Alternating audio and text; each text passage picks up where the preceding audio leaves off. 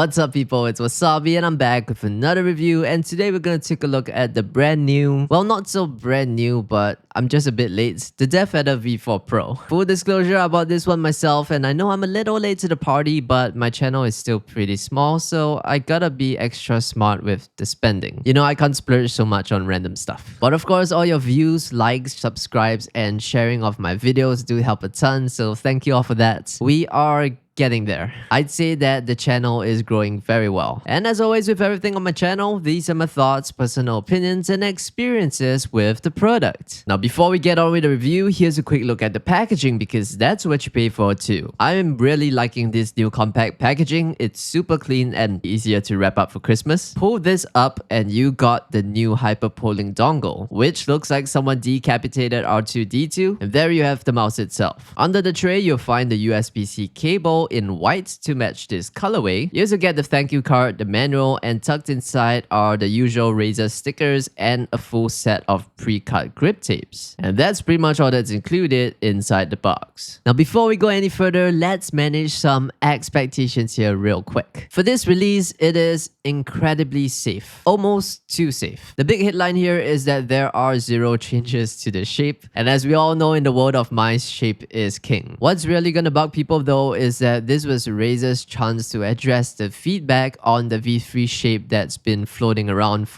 since 2022. So they didn't do much with this one, so the next hope for a shape update is probably 2 to 3 years away. Aside from the shape, I'm just gonna say right now that I do not feel that this mouse is worth the full MSRP of $169.99. However, if you can find this one on sale and you've never tried a DeathAdder V3 Pro before, it is worth a look. And obviously, if the DeathAdder V3 is already your endgame shape, then this is a small but solid upgrade for you. When I reviewed the DeathAdder V3 Pro way back when I said it was a very good looking mouse, the V4 we have here is pretty much identical, and honestly it still looks fantastic years later. It's got these beautiful smooth curves, it just looks clean. So yeah, no real difference in the shape and design. The only visible change are the side buttons, which they've carried over from the DeathAdder V3 Hyperspeed, and the new white skates, which strangely are a bit smaller than the ones on the Viper V3 Pro. They did redesign the internal structure for structural rigidity and of course while shaving off a few more grams. And no, I'm not gonna open up the mouse, because the last time I did that I got a little too excited with my DeathAdder V3 Hyperspeed. I tore a ribbon connector and that was it. $100 right out the window. So I'm gonna stick to what I'm good at, which is sharing my experience as a user with you good people here on YouTube. The build quality of the V4 Pro feels like a step up. The shell is more rigid but still same as my V3, no creaking or side flags when I squeeze it with a reasonable amount of force. The main buttons have very little play, the scroll wheel is locked in tight, and the side buttons are perfect. There is no wobble, it's nice and tight, and the whole thing just feels more solid and well put together than the V3. Now this mouse is rocking the same smooth touch coating as the Viper V3 Pro, and it is excellent. I wish more companies would use something like this. It's a nice level of grip for gaming, and let's be real, it looks and feels premium, which is exactly what you should expect from a mouse of this price. And if for some reason it's still not grippy enough for you, you've got the grip tapes included in the box. Now the stated weight on the website is 57 grams for this white version that I have, and mine weighs in at 56.7 grams with the stock skates. Now before I get into more detail with the shape and how it feels from my experience, to put things into perspective, my hand size is 17.5 by 9. The DeathAdder V4 Pro is still a large ergonomic mouse. It's best suited for medium to large hand sizes, and for me it completely fills my palm. You should see this as a mouse built towards comfort over raw flicky agility and control like what the Viper V3 Pro shape can offer. So the front has a smooth low profile taper. It feels neutral and doesn't force your fingers into any weird positions, but it is those side flares at the very front that are still here. If they bothered you on other Razer mice before, they are gonna bother you here too. This is really one of those love it or hate it things about the shape. But the biggest sticking point for many, and myself included, is the right side. It curves down and away, which makes it hard to really get a secure pinch grip. If this wall here were just a little flatter and taller, you'd have so much more confidence for micro adjustments. So right now as it is, most of your control comes from your palm and not so much from your fingertips. And for the hump of this shape, it's wide and gradual and cradles your palm nicely. Here it's all about relaxed support and not so much of giving you that locked in feeling. If you're deciding between this and the Viper V3 Pro, think of it this way. The Viper V3 Pro feels like it can really claw down on the shape and get aggressive in a gunfight. The DeathAdder on the other hand is more like your hand is cupping a bra.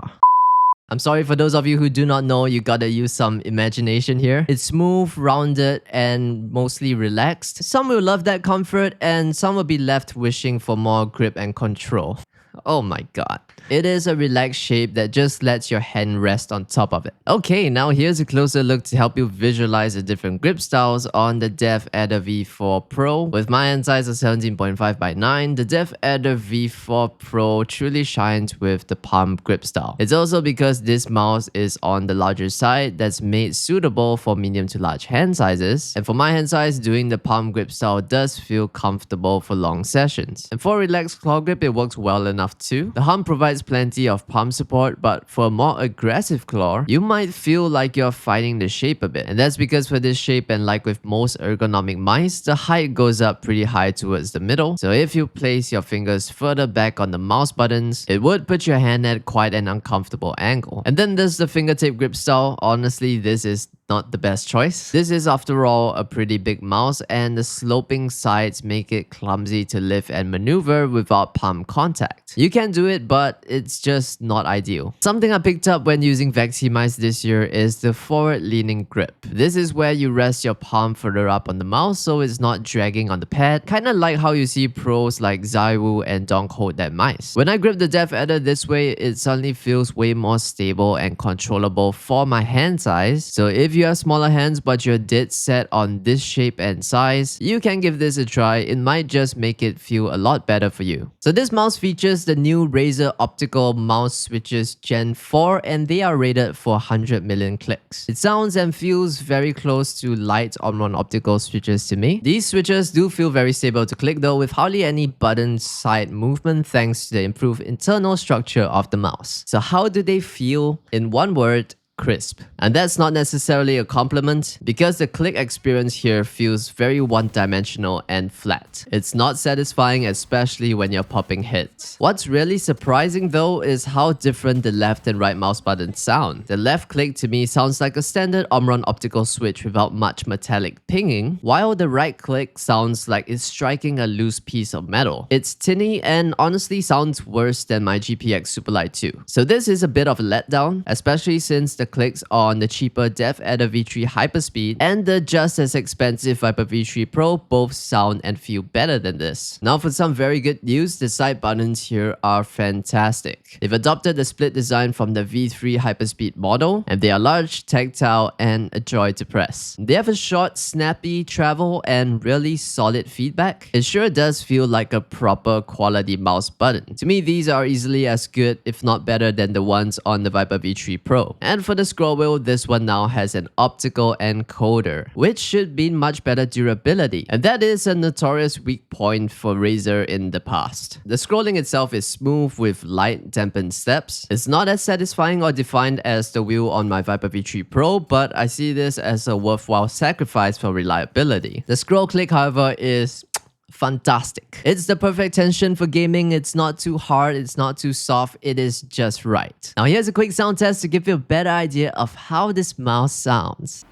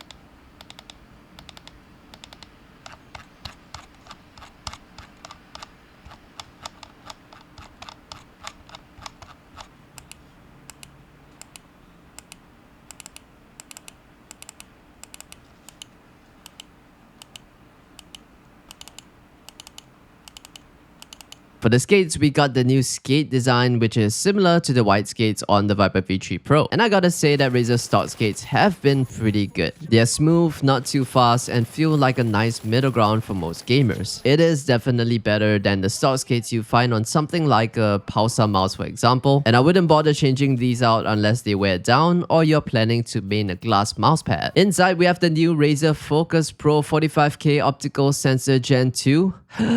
It goes all the way up to 45,000 dpi. It's overkill, but the sensor has been working perfectly fine for me, and that's the best praise it gets. For the features, I will show you as I run through the software later. Out of the box, you get true 8K polling rate, both wired and of course wireless as well. Just remember, real world difference between 1K, 4K and 8K polling is something most humans would not notice unless maybe you have a super high-end setup and monitor. But really, the most important thing to look out for is for the mouse to not stutter during use, because that can really throw off your aim. Stuttering is something that I experienced with a Pulsar X-Lite V4 ES, and for that mouse there was something wrong with my 8K receiver, which was unfortunate. Razer's Hyperspeed wireless, from using their gaming mice over the years and more recently for this mouse, it's been working and performing just fine. The battery life, which is where the DeathAdder V4 Pro shines, you get up to 150 hours at 1000 Hz. That is pretty cool for a 57-gram mouse coming out today. For comparison, the Viper V3 Pro at 55 grams gets you 95 hours at 1000 Hz. So you can see it as this mouse giving you an extra 55 hours of battery life for just a 2-gram weight penalty and optimized components. This is very nice to see, and I think it's going to make a lot of people happy because the DeathAdder is something that a lot of people use as a day-to-day mouse. So this is the new 8K HyperPolling dongle. It's weighty, so it won't get dragged around by your cable, which is a nice touch. It also has 3 LEDs to show the battery life, connection status, and polling rate. It's a cool idea, but if you have any degree of color blindness like I do, the shades of green, yellow, and red are so similar that they are almost useless. So I believe a simple accessibility option for alternative colors in the software with an update in future would make this feature way more valuable for more people. Also, why does Nico look like he was soaked in Mountain Dew for 2 weeks and touched up with AI? Alright, let's quickly dive into the software side of things with Razer Synapse 4. Love it or hate it, it's what you'll need to access all the features of this mouse. First up is the Customize tab. This is your standard button mapping page. You can reassign any button to pretty much anything: keyboard functions, macro, sensitivity clutches. You also have Razer Hypershift, which gives you a whole second layer of commands. Down on the page, you can customize the 3 indicator LEDs on the R2D2 dongle we just talked about, so you can have it show the connection quality, the battery life, polling rates, or even the DPI stage. Next is the Performance tab, and this is where the magic happens. You can set up to 5 onboard DPI stages, anywhere from 100 all the way up to a ridiculous 45,000. You also got the polling rate settings from 125 Hz all the way up to true 8000 Hz polling rate. Now, a feature I actually find pretty neat is the Smart Polling Rate Switcher. It's a smart little feature that does help you save on battery life, but you need to have Synapse running in the background, which honestly I think most people would either have it off or uninstalled. There's also this sensitivity matcher, which is a cool tool. It lets you physically match the sensitivity from another mouse, so if you're switching to this and you want the exact same feel as the mouse you were using before, this can help you dial it in. Power tab is simple and does what it says. You can adjust how quickly the mouse goes to sleep to save battery and set the threshold for when low power mode kicks in. And hopping over to the calibration tab, this is where things get more granular. You can tune your liftoff distance, but really the interesting part is the asymmetric cutoff. This lets you set a different distance for when the sensor stops tracking and when it starts tracking again. For most people, you can leave this alone or just set it to low, but for enthusiasts who want total control over the sensor, the option is there. And finally, the advanced tab. Here you'll find dynamic sensitivity, which is basically Razer's fancy term for mouse acceleration curves. Honestly, most players are not going to touch this, and same goes for the rotation setting because most people are already used to compensating for the angle. But the option is there if you want to experiment and get used to something new. Now, there are many things to like about a mouse, and it varies from person to person, so some of my favorite things about this mouse. First is the design. I like the design of this mouse very much. When the V3 was released back in 2022 and this V4 is the same, I never felt it looked any less pretty as the years went by. Side buttons, I love the side buttons buttons on this mouse. I can click on them all day. The button size is wonderful, it's large but done tastefully. I also like how tight they feel, and for gaming, it's just the right amount of tactility and force, especially when it resets. I just hope that these buttons will last. The next thing is the scroll click, the amount of force, how quick it resets, and how it feels through the motion. For gaming, I feel that it's just right. I would say that it feels as good as the Viper V3 Pro scroll click, which to me is one of my favorite scroll click experiences that I enjoy for gaming. And of course, it's the coating for me. It feels fantastic as ever, especially in this white colorway, which looks so refined and feels grippy for gaming. Now, final thoughts and what do I think of its value? After my time with the Razer DeathAdder V4 Pro, I think Razer's play here is durability. They are clearly trying to fix their reputation for poor quality control. If these components do hold up, it could be a huge step in the right direction for them. And yes, on paper, this is one of the most technologically advanced mice that you can buy. But remember, marketing specs don't make you a better player. The tech in almost any top-tier gaming mouse today is already insanely fast and stable. So here's the bottom line. As someone who owns the DeathAdder V3 Pro, I cannot say that the V4 Pro offers enough value to justify its $169 price tag. This version is just an iterative update and not a revolution. If you're coming from another brand or a much older mouse, then sure, the V4 Pro gets you the latest tech in a package that is hopefully built to last. But if you already have a DeathAdder V3 Pro and it is working just fine, I'd say just save your money. And also the most important thing is that if you felt the DeathAdder V3 Pro was too large, this V4 is gonna be the same. If you have a similar hand size to mine or smaller, I'd suggest you just skip this one and look for other ergo mice instead in this price range. Or if you want to stick to Razer products, the Viper V3 Pro fits better than this DeathAdder V4 Pro for me. You probably can find that one at a good price during a sale, or just wait for Razer to release a small DeathAdder V4 Pro. Anyway, thank you so much for watching. If you enjoyed the video or found it helpful in any way, please leave a like and subscribe to support my channel. And I guess I'll see you in the next one.